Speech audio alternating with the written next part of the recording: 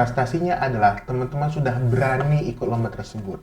Dan ditambah kalau teman-teman kalah di satu perlombaan, justru yang teman-teman dapatkan tuh mungkin bukan penghargaan, mungkin bukan piala, mungkin bukan sertifikat, mungkin bukan uang, tapi ilmu yang bermanfaat.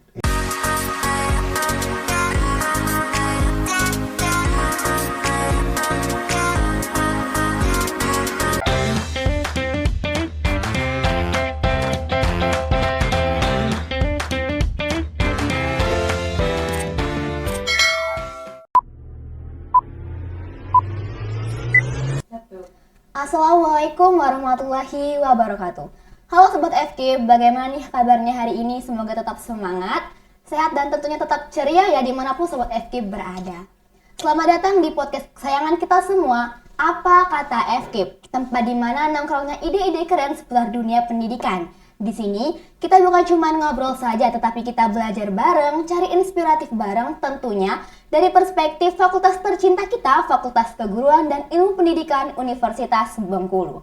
Bersama saya, Rara Ida Olivia yang bakal nemenin kalian selama beberapa menit ke depan dalam perbincangan yang seru tapi berbobot, santai tapi tentunya penuh makna. Nah Sobat FK, di episode kali ini kita bakal ngebahas topik yang santai tapi penuh makna. Kita bakal ngebahas bagaimana sih caranya menjadi mahasiswa berprestasi di tengah era digital dan kompetitif. Nah Sobat FKIP, tentunya di episode yang seru ini dan sangat inspiratif ini kita sudah kedatangan narasumber yang pastinya sangat tepat ya untuk kita ajak berbicara tentang topik yang akan kita angkat pada episode kali ini. Siapa dia? Langsung saja kita sapa dengan hangat Kak Waris Rahman selaku mahasiswa berprestasi Universitas Bengkulu. Selamat datang Kak Waris. Iya, makasih Rara. Bagaimana kabarnya hari ini Kak? Alhamdulillah, baik banget lah pokoknya. Alhamdulillah, tetap semangat dan tetap sehat ya Kak, walaupun lagi musim sakit. Iya benar, sebenarnya saya barusan beberapa hari lalu itu lagi sakit juga. Tapi alhamdulillah hari ini sudah mendingan, luar biasa sekali ya Kak ya. Mungkin Kak sebelum kita lanjut ke topik nih, boleh kakaknya perkenalan singkat terlebih dahulu sambil sapa-sapa Sobat FKIP yang senantiasa dengerin episode seru di podcast ini. Boleh Kak? Oke. Halo teman-teman Sobat FKIP, Assalamualaikum warahmatullahi wabarakatuh. Perkenalkan namaku Waris Rahman. Aku dari program studi S1 Farmasi Fakultas MIPA. Alhamdulillah di pemilihan mahasiswa berprestasi UNIP kemarin, aku diamanahkan sebagai Mapres 1 Universitas Bengkulu. Nah, jadi Mapres itu apa? Jadi Mapres itu adalah mahasiswa berprestasi yang dimana itu dipilih tiap tahunnya oleh pihak UNIP melalui ajang Pilmapres atau pemilihan mahasiswa berprestasi. Itulah singkatnya dari saya. Wah, luar biasa sekali ya Sobat FKIP. Jadi Kak Waris Rahman ini adalah mahasiswa berprestasi Universitas Bengkulu tingkat 1 ya Kak ya? Iya, yang pertama. Wah, luar biasa. Nih sebelum kita mulai ke obrolan inti, kami ada jargon nih Kak. Nanti kalau misal aku bilang podcast FKIP Universitas Bengkulu, jawabnya lifelong learning. Lifelong learning. Kakaknya sudah bisa? Siap. Podcast FKIP Universitas Bengkulu, lifelong learning. Oke, karena udah jargon berarti kita udah semangat ya kan Kak? Siap tentunya. Sudah semangat. Nah, langsung saja nih Kak ya, kita masuk ke topik. Kakak ini kan salah satu mahasiswa berprestasi Universitas Bengkulu. Menurut kakak sendiri nih Kak, apa sih Kak arti atau makna dari seorang mahasiswa berprestasi, apalagi di zaman yang sekarang ini? Oh ya, oke, thank you atas itu. That's a very good question Rara. Jadi mahasiswa berprestasi itu sebenarnya banyak kalau dinilai ya. Ada berprestasi secara akademik sama secara prestasi. Nah, yang dinilai di Pilmapres atau berprestasi tingkat Universitas Bengkulu itu nggak cuman berprestasi di tingkat akademik, tapi dia harus bisa dalam secara prestasinya sama dalam public speaking. Kenapa? Karena dalam Pilmapres itu teman-teman yang dinilai itu adalah kemampuan kita komunikasi, kemampuan kita berbahasa Inggris, kemampuan kita menulis karya ilmiah, dan juga tentunya prestasi kita selama kita masuk di universitas tercinta kita ini. Nah, jadi itu akan dicek semuanya oleh para dewan juri. Dewan juri itu beragam, ada yang dari FKIP juga, ada yang dari Fakultas Teknik, ada dari FMIPA, dari kedokteran. Semua dosen-dosen se-Universitas Bengkulu akan datang dan menilai mahasiswa untuk menjadi Mapres tersebut. Jadi mahasiswa berprestasi itu bukan cuma hanya di akademik saja, tetapi public speaking juga dinilai, kemampuan berbahasa Inggris juga dinilai, jadi semua aspek juga dinilai. Benar. Dan dari semua fakultas yang ada di Universitas Bengkulu, Iya. kakak menjadi nomor satunya. Alhamdulillah. Sangat luar biasa sekali ya Sobat FKIP ya. Nah kan Kak, sekarang ini zaman tuh serba digital nih Kak. Nah kemarin kan Rara kan sempet kepo nih, Rara ada lihat Instagram kakak. Nah di salah satu postingan kakak itu ada kakak itu sebagai penerima brand ambassador dari Google Gemini. Iya. Yang seperti yang kita tahu ini Google Gemini itu salah satu dari AI. Nah sekarang tuh kan Kak, banyak sekali nih mahasiswa tuh sering rasa takut, terus juga sering rasa tertekan dan malu untuk bersaing. Nah, menurut kakak apa sih Kak tantangan terbesar dari kami para mahasiswa di era sekarang ini, era dimana kita tuh sangat dekat banget nih sama teknologi, contohnya AI. Oke, pertama kalau persoalan AI ya. Jadi kita harus tekankan dulu ya teman-teman, AI itu cuma sebagai alat atau sebagai pembantu kita. AI bukanlah pengganti manusia ya teman-teman. Jadi AI kita bisa manfaatkan semaksimal mungkin sebagai penunjang kita, baik dalam kuliah, dalam kita belajar. Jadi teman-teman misalnya ada kan di kelas tuh ada yang nampak banget kan anak yang lebih aktif sama yang kurang aktif. Nah, teman-teman bisa menggunakan AI itu dalam konteks yang ranahnya sebagai alat ya teman-teman untuk meningkatkan efektivitas teman-teman dalam belajar, seperti contohnya merangkum suatu buku. Kemudian kalau teman-teman kan ada kan yang tipikal anak belajar tuh kan ada yang tipenya visual, tipenya audio visual, ada yang audio bahkan. Nah jadi AI contohnya Gemini yang tadi dari Google itu dia tuh juga bisa merangkum satu buku menjadi bentuk dalam audio visual.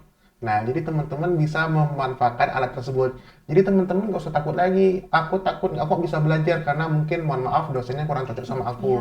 Nggak masalah. Mungkin di kelas kita kurang cocok, tapi kita bisa belajar lagi di kos ataupun di rumah menggunakan platform AI tersebut. Jadi AI itu bisa kita manfaatkan semaksimal mungkin teman-teman. Jangan teman-teman merasakan AI itu sebagai suatu tantangan, tapi jadikan itu suatu alat dan peluang untuk teman-teman berani meningkatkan kemampuan teman-teman per individu teman-teman masing-masing. Gitu. Oh, jadi gitu ya teman-teman. Kita jangan terlena sama teknologi. Justru teknologi itu bisa membantu kita asal kita tahu gimana caranya. Benar. Jadi kita nggak boleh terlena sama teknologi. Justru itu bisa menjadi alat bantu kita untuk memaksimalkan potensi ada di diri kita sendiri. Benar. Nah, kayak misalnya AI itu kita bisa manfaatkan juga nggak cuma sekedar belajar, tapi juga sebagai kawan bicara. Ataupun membrainstorming ide-ide terbarukan. Itulah fungsi-fungsinya AI. Jadi kalau teman-teman bisa manfaatkan semaksimal mungkin di era sekarang, mahasiswa plus AI itu sangat top lah. Sangat top.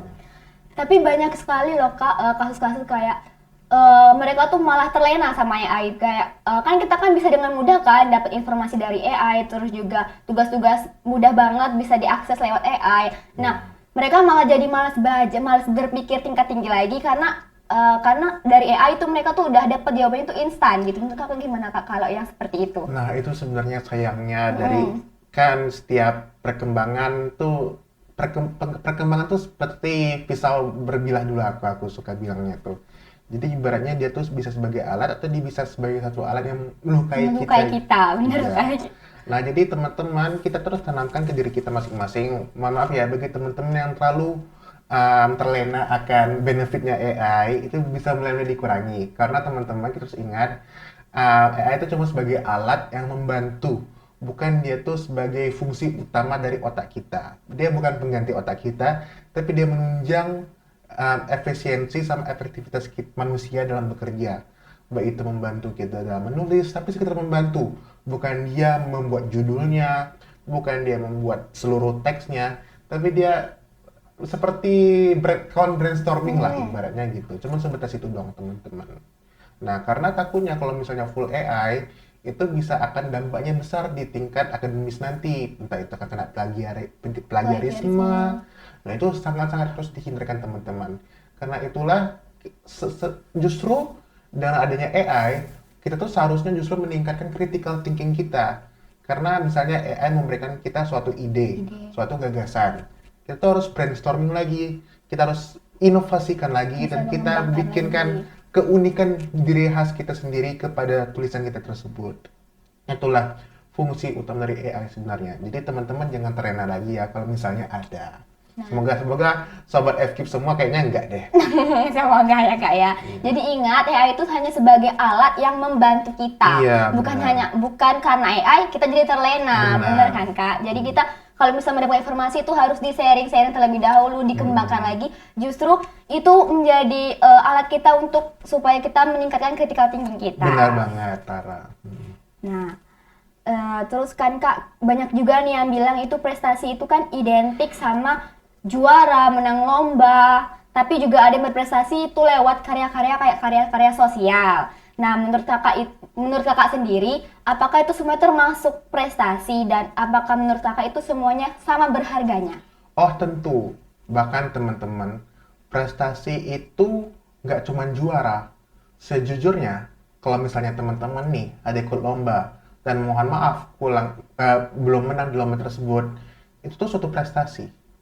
Prestasinya adalah teman-teman sudah berani ikut lomba tersebut. Dan ditambah kalau teman-teman kalah di suatu perlombaan, justru yang teman-teman dapatkan tuh mungkin bukan penghargaan, mungkin bukan piala, mungkin bukan sertifikat, mungkin bukan uang, tapi ilmu yang bermanfaat, yaitu pengalaman. Nah, selain itu juga prestasi itu dimulai dari kita bangun pagi. Misalnya kita bangun pagi aja, misalnya aku besok berencana bangun pagi. Nah, bangun pagi itu sudah satu prestasi, teman-teman. Masuk kelas tepat waktu itu suatu prestasi. Kenapa? Karena dengan kita masuk kelas tepat waktu, kita masuk disiplin, kita bangun tepat waktu, itu tuh membentuk karakter kita. Karakter jadi kebiasaan, jadi perilaku, jadi tingkah laku, menjadi sikap. Itu sebagai bentuk prestasi yang paling kecil, teman-teman. Jadi semua apapun yang itu niatnya baik dan juga hasilnya baik, itu tergolong dalam prestasi, asal teman-teman lakukan dengan sepenuh hati.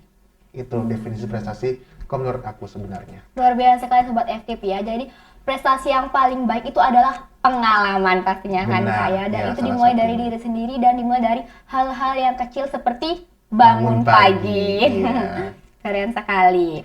Nah Kak, kalau boleh jujur ya Kak, kan kadang tuh mahasiswa tuh masih sering kesulitan menyeimbangkan antara kuliah, terus juga organisasi dan juga prestasi akademiknya. Nah, kalau berkaca dari kakak sendiri ya kan Kak, kan kakak kan aktif di berbagai macam bidang prestasi, baik akademik, non-akademik.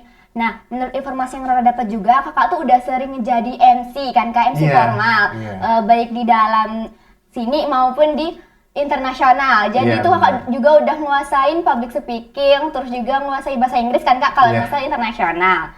Nah, di mana juga menjadi seorang mapres kan IPK juga dituntut harus menunjang ya kan Kak. Nah, gimana sih Kak cara kakak menyeimbangkan ketiga aspek tersebut supaya tetap berjalan beriringan dan juga balance? Oke, alhamdulillah pertama tuh karena saya menyukai ilmu yang saya tekuni yaitu kefarmasian. Jadi kalau misalnya soal akademik kayak tugas ataupun lapor atau perkuliahan itu bukan lagi masalah. Nah, namun kita tuh harus mengimbanginya lagi teman-teman di sisi akademik sama di sisi prestasinya. Nah, setelah kita yakin akademik kita aman, misalnya IPK udah aman nih, udah 3, sekian kan. Nah, tetap akademik yang utama, IPK yang utama. Kalau IPK kita mohon maaf belum aman, kalau tugas-tugas kita belum aman, kuliah belum aman, dosen kita belum dikumpulkan tugas-tugasnya, kita jangan dulu prestasi yang sikapnya tuh second atau dia tuh sekunder lah ibaratnya. Jadi kita tuh dahulukan tentu akademik, IPK, baru kita mulai berprestasi yang lain. Karena mengapa? Karena kalau aku lihat ya di beberapa perusahaan kayak di industri kayak contohnya di Angka Goods.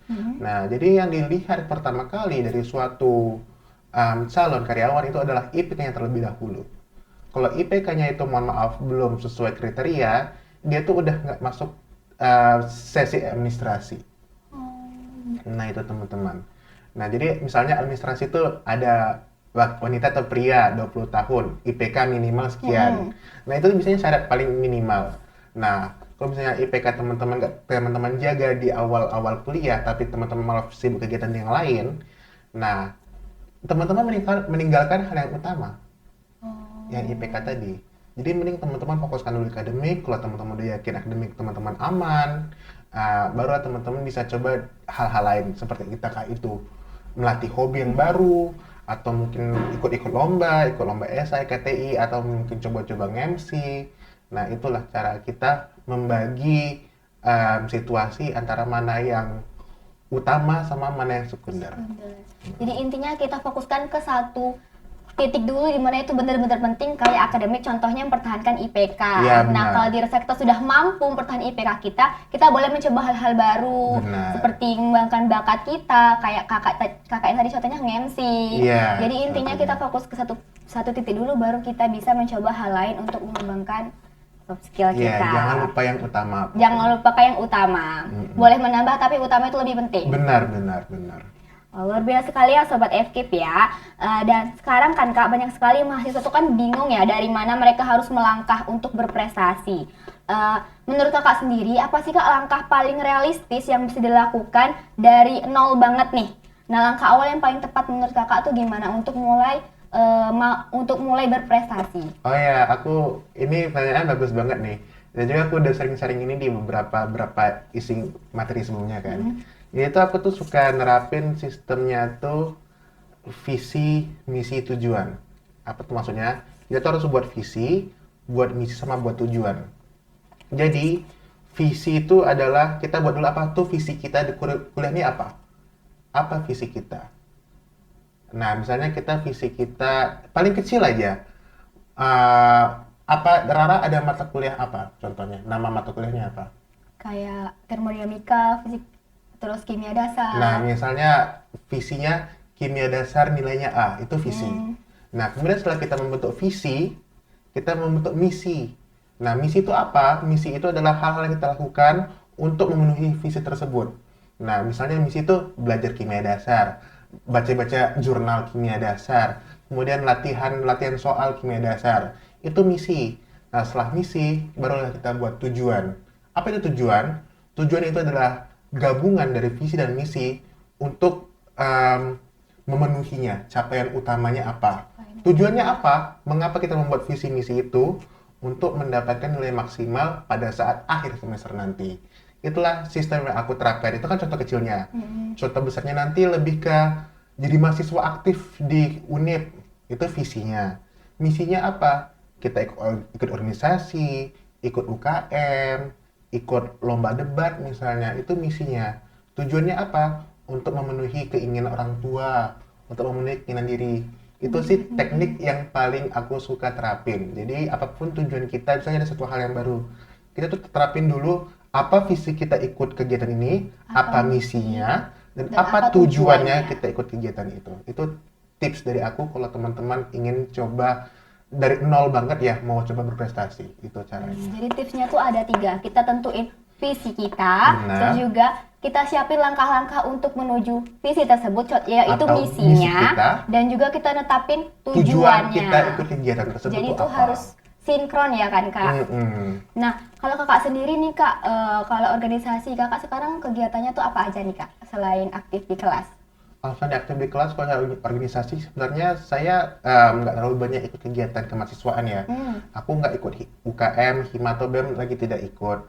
Namun saya aktif beberapa lingkup, kayak misalnya saya volunteer di UPT Bahasa, Universitas Bengkulu. Kemudian saya aktif juga bekerja di perusahaan les bahasa Inggris di Bengkulu yang udah lama banget, Corridor Course namanya. Yang di depan ya kan? Iya benar, Corridor Course. Nah di sana teman-teman bisa belajar bahasa Inggris juga ataupun les komputer. Kadang-kadang mungkin kita bisa ketemu nanti di sana. Nah, jadi Kakak ini aktif di Corridor Course ya kan Kak? Iya, seringnya aktif di sana. Kalau untuk UKM terus juga organisasi lain Kakak kurang minat ya kan Kak? Bukan kurang minat, lebih ke karena waktu saya sudah terpenuhi di sana, di Coradonya. Lebih maksimal. Jadi takutnya mohon maaf kan, saya udah ikut UKM, udah ikut organisasi kan. Takutnya saya udah ikut, jadi anggota, jadi staff misalnya kan, tapi saya malah nggak aktif kan, jadi sayang kan, nggak enak juga sama yang lain gitu kan. Jadi mending saya fokusnya ke satu saja. Jadi maksimalin ke beberapa yang kita bisa. Iya ya, emang kita bisa dan waktunya juga terporsirkan. Luar biasa banget nih teman-teman ya. Nah kan Kak, biasanya tuh kan Kak kalau mau berprestasi tuh Kak, mau memulai berprestasi itu kadang kan ada rasa minder dari diri seorang tuh kan Kak. Nah, kalau terus dia juga ngelihat teman-teman di sekitarnya tuh udah berprestasi lebih dulu, sedangkan dia tuh belum ada apa-apanya. Tapi dia tuh mau mencoba. Tuh menurut kakak tuh gimana kak cara mengatasi rasa minder yang sedemikian rupa? Oh, kalau rasa minder tuh jujur kalau menurut aku ya harus dari temannya sendiri apakah emang teman-teman itu mau berubah atau enggak. Jadi teman-teman sebenarnya aku tuh dulu pas SMA tuh dipenuhi rasa minder loh teman-teman. Jadi waktu SMA tuh artinya kan aku anak 2020 kan. Kan 2020 tuh setelah lulus SMP, niat aku awalnya itu pengen aktif di sekolah di SMA, pengen ikut organisasi, pengen ikut lomba. Tapi tahu-taunya lockdown besar-besaran. Covid kemarin ya kan kak? Oh COVID, iya. jadi semuanya itu serba online. Nah, karena semua serba online, sama anak baru masuk SMA ini belum paham ritme gimana sekolah, jadi saya tuh suka main game sampai tengah malam, bahkan sampai pagi. Akibatnya, pada pagi hari, waktu kelas, itu saya nggak masuk. Oh, Alfa jadi. alfa. Nah, itu tuh jujur bikin minder karena prestasi saya menurun, bahkan saya dipanggil BK loh teman-teman. Nah, rasa minder, rasa malu gitu kan. Nah, justru saya memanfaatkan rasa minder, malu itu menjadi sebagai fuel atau semangat pada saat kuliah. Kenapa? Oh, saya pada saat SMA nih minder banget. Kayak saya kurang banget, padahal saya yakin saya bisa. Saya yakin saya punya potensi yang luar biasa kalau saya ingin coba. Karena itulah pada saat kuliah, wah saya ikut coba-coba deh ikut lomba ini, mulai aktif kuliah lagi. Dan itu aktif banget kayak di akademiknya. Nah itulah. Jadi teman-teman jangan ragu. Justru kalau misalnya teman-teman nih ada yang ngerasa minder, misalnya di semester 1 kan, minder nilainya nggak A semua kan, atau ada yang C atau yang D. Justru teman-teman manfaatkanlah rasa minder tersebut untuk menjadi pendorong lebih baik di masa-masa berikutnya. Jadi jangan jadikan rasa minder itu sebagai suatu halangan, tapi jadikan itu sebagai suatu dorongan untuk kita menjadi lebih baik, teman-teman. Itu kalau cara aku sih, gitu. Nah, Sobat FK, jadi rasa minder itu bukan menjadi sebuah penghalang. Benar. Malah kita harus menjadikan rasa minder tersebut untuk menjadi dorongan supaya kita lebih baik lagi ke depannya. Benar, karena teman-teman semua orang kan memiliki potensi sama bakatnya masing-masing. Teman-teman kenali dulu apa sih potensi teman-teman, apa bakat teman-teman. Jadi teman-teman tuh nggak usah minder lagi, karena yakinlah teman-teman, kalau kita merasa kita nggak punya potensi atau nggak punya bakat, kita tuh ada. Cuma kita tuh belum ketemu apa sih potensi kita, apa sih bakat kita. Nah itu yang harus kita cari teman-teman. Kayak misalnya coba-coba ada ikut workshop ini, ikut workshop atau coba-coba main gitar, coba-coba les piano. Siapa tahu teman-teman ada bakat tersembunyi di sana. Jadi caranya kita menemukan potensi itu harus mencoba lagi. Karena saya jujur pada awalnya kan suka nulis kan baru sekarang kan. Itu pada awalnya saya nggak tahu gimana nulis esai itu gimana, itu gimana cara nulis kata itu gimana tuh baru-baru ini sebenarnya. Kayak baru di semester lalu sebenarnya. Nah, tapi itu tuh perlu proses belajar, perlu proses latihan, dan ternyata saya lumayan lah di bidang itu. Baru saya berani ikut lomba-lomba berikutnya, gitu. Jadi penting banget itu untuk apa? Untuk mengenali diri sendiri. Benar. Jadi kita tahu bakat kita di mana, minat kita di mana, dan disitulah dimulai untuk berprestasi tentunya. Nah kan Kak, dalam sebuah prosesnya tuh kan Kak, kan sering banget kita ngerasa down, terus semangat kita naik turun, apalagi waktu kita gagal. Itu gimana sih Kak cara menghadapi momen yang seperti itu? Oh ya, kayak aku bilang sebelumnya kan, kalau soal gagal, kan juara tuh kan cuma 3 ya. Di lomba-lomba tuh cuma maaf cuma 1, 2, 3. Juara 4 adalah kadang-kadang dapat juara harapan, tapi sebenarnya teman-teman juara itu kan cuma juara satu ya.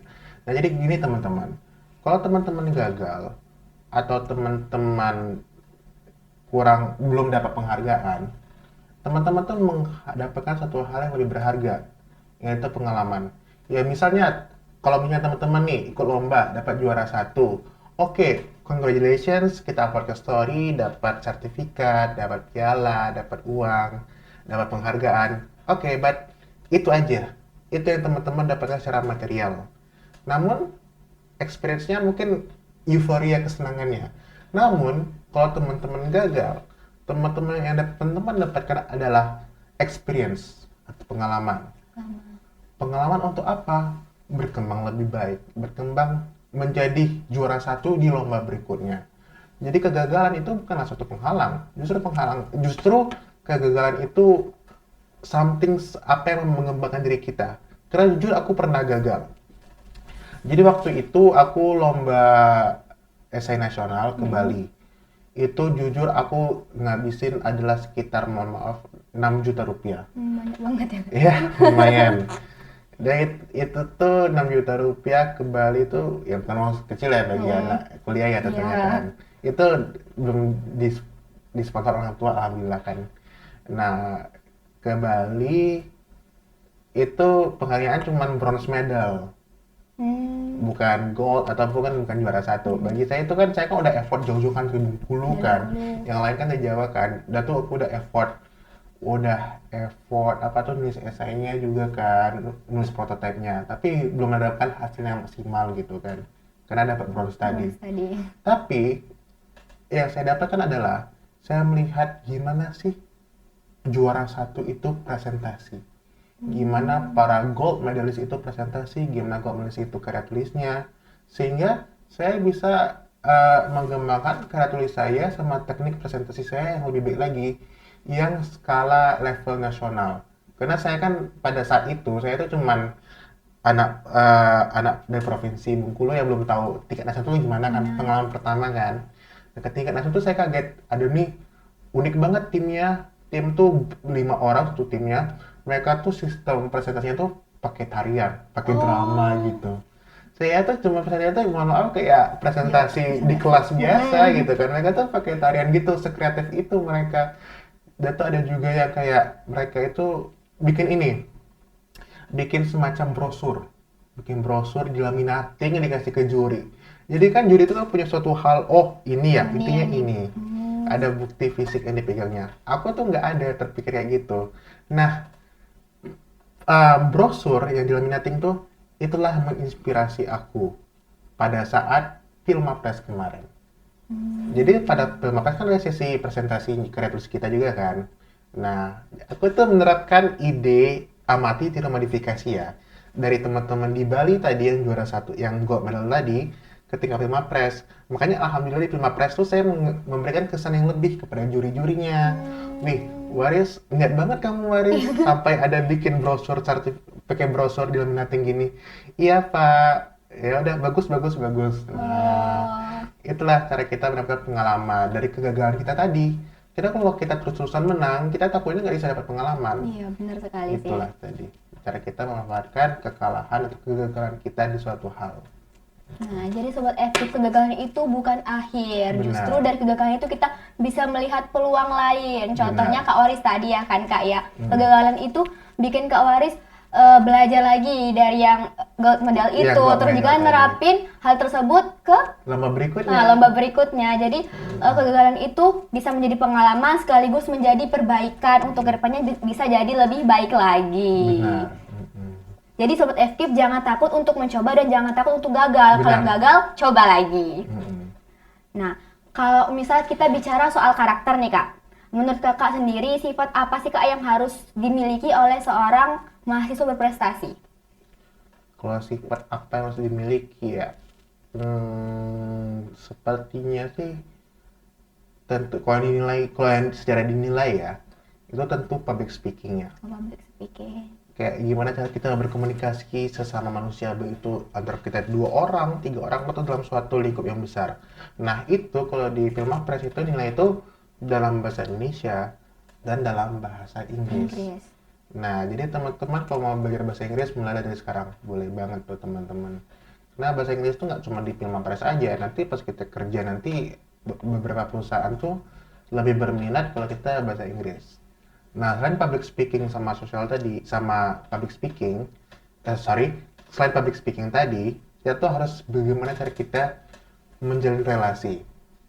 Nah, jadi pada saat Filmapres tuh, alhamdulillah ada kan dibagi per tim gitu kan. Nah, jadi per tim kami itu solid banget tuh. Karena kami itu kompak banget tuh gimana sih cara kita tuh sama-sama nyaman lah ikut lamanya kan. Biasanya padahal kami tuh bersaing, tapi kami malah kompak. Nah itulah saya gemarnya terkumpul di sana tuh semua orang di sana tuh udah terfilter tadi kan. Jadi kami itu saling support, saling sosialisasi sama lain tuh saling solid lah pokoknya. Jadi secara public speaking ada juga tuh hubungan kemanusiaan satu sama lainnya juga penting. sama mungkin di penulisan tulis ilmiah, kreativitas. Gimana teman-teman mengembangkan brainstorming ide, mengembangkan suatu gagasan, sama problem solving juga ada dinilai juga, bisa dinilai juga gitu. Sama lebih ke prestasi sih selama kita dari awal masuk kuliah sampai sekarang gitu. Itu yang dinilai sebagai masuk prestasi Universitas Bengkulu, itu yang dinilai kemarin pada saat Pilmapres.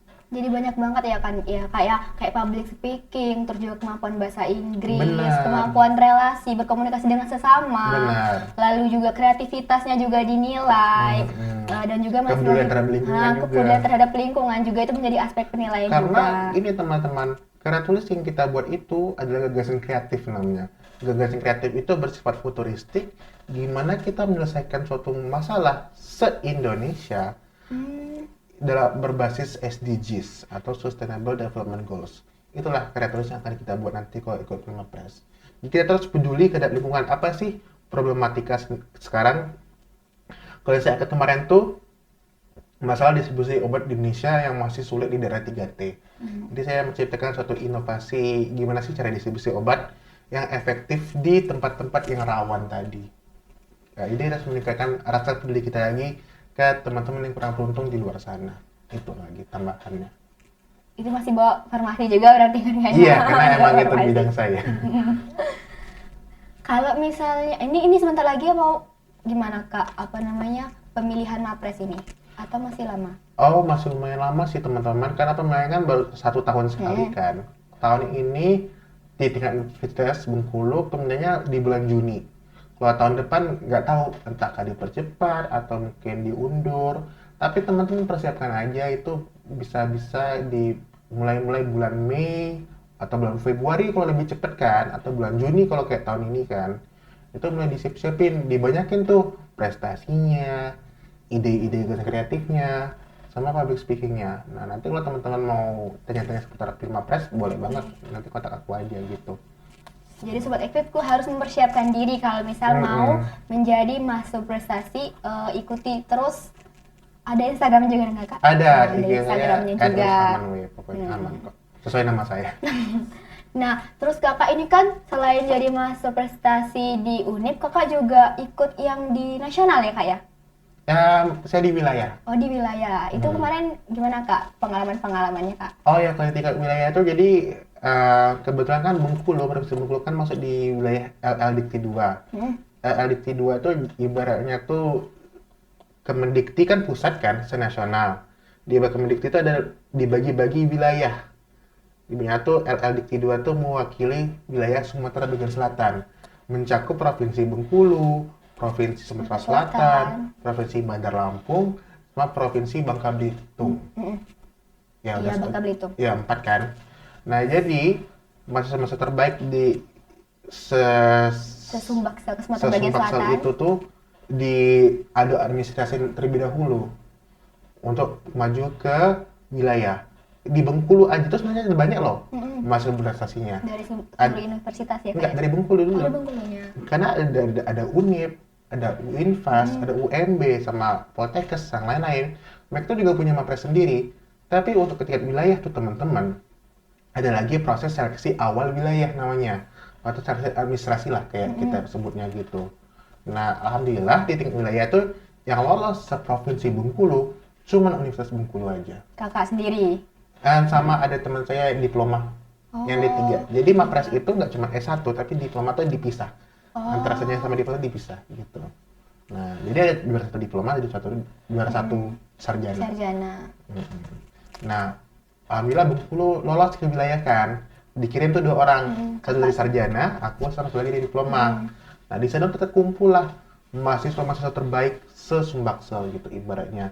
Ada dari Unila, ada dari Unsri, ada dari Teknokrat, ada dari Politeknik Sriwijaya, sama Universitas Bina Insan. Semuanya ada di sana terkumpul. Di sana tuh dinilai lagi teman-teman public speakingnya, gagasan kreatif riset karya ilmiahnya, sama prestasinya selama kuliah. Dinilai sama juri, bahkan profesor sama tingkat doktor yang menilainya. Keren banget ya Sobat Ekip ya. Yang sudah berpengalaman. Dan alhamdulillah kemarin di tingkat wilayah saya mendapatkan juara 2. Alhamdulillah. Juara satunya kemarin dari Agribisnis Unila dan juara tiganya kemarin dari FK Unsri. Jadi banyak sekali pengalaman ya kan ya kayak Lumayan.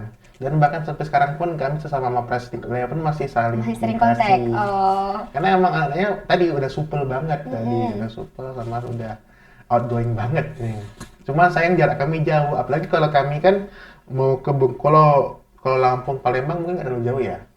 Tapi kalau Bengkulu Palembang kan lumayan jauh Iya, banget. iya. Kalau naik pesawat pun harus transit dulu. Bengkulu Jakarta, Jakarta Palembang itu makanya minta ampun. Jadi sampai sekarang kami belum ada ketemu lagi. Jadi full online aja gitu. Terus WA atau video callan gitu. Nah itulah. Jadi keren banget ya Kak Mapres ini bukan cuma di Unip saja tapi dia juga ke tingkat wilayah juga. Terus juga dapat pengalaman baru, dapat teman-teman baru. Keren banget nih Sobat FKIP. Kalau mau ngikuti jejak Kak Mapres sekarang nih mulainya. Nih pertanyaan terakhir nih Kak. Bagaimana sih Kak harapan Kakak untuk mahasiswa Indonesia di masa yang akan datang? Mahasiswa Indonesia di masa yang akan datang. Pertama, kalau saya sih lebih mengharapkan kalau semua mahasiswa itu kenali dulu diri mereka masing-masing. Karena seringkali kalau saya dengar-dengar dari curhatan teman-teman tuh masih banyak yang merasa dirinya tuh, wih kayaknya aku jurusannya nggak cocok, aku merasa prodi nggak cocok, salah jurusan segala macam. Akhirnya kan menyesal ataupun nggak maksimal kan di kuliahnya, itu ya nggak disayangkan. Jadi teman-teman kalau yang ingin berkuliah atau yang lagi kerja tuh kenal dulu diri teman-teman potensinya apa gitu. Kalau udah ke teman-teman yakin, baru pilih jurusannya dan senangi apa yang teman-teman do what you love and love what you do. Itu sih kalau dari aku. Jadi intinya tuh kita kenali dulu diri kita sendiri. Iya, karena setelah kita kenal diri kita bisa lakukan effort semaksimal mungkin. Tugas lancar, akademik lancar. Nah, kalau akademik lancar, IPK udah aman, teman-teman bisa tuh nyoba yang lain kan. Entah itu nyoba les renang, lalu nyoba les piano, atau nyoba bahasa Arab gitu kan, latih bahasa Arab. Nah, itu bisa teman-teman ikutin juga. Itu yang paling utama. Jadi intinya kenal diri sendiri karena kalau misalnya kita udah menyenangi sesuatu kita bakal lebih effort lagi ngelakuin sesuatu. Kalau aku sih gitu ya lebih orangnya. maksimal lagi karena kita udah kuncinya tuh udah seneng. Jadi kita niat dari awal untuk ngerjainnya. Benar. Jadi intinya kenali dulu diri kita sendiri. Nah nggak kerasa nih Kak kita udah di ujung obrolan. Nah kami ucapin terima kasih banyak nih Kak kakak udah bersedia sharing-sharing hari ini. Terus juga udah menginspirasi semua orang penonton setia podcast FKIP nih, apalagi seluruh sobat FKIP. Nah, ingat ya teman-teman ya, prestasi itu bukan tujuan akhir, tapi ini juga merupakan suatu perjalanan menuju makna seorang diri. Nah, teruslah belajar, teruslah berkarya, dan juga teruslah berkembang. Benar banget. Jangan lupa saksikan terus podcast Apa Kata FKIP hanya di YouTube officialnya FKIP Unip. Nah, sampai jumpa di episode-episode selanjutnya. Assalamualaikum warahmatullahi wabarakatuh. Sampai jumpa.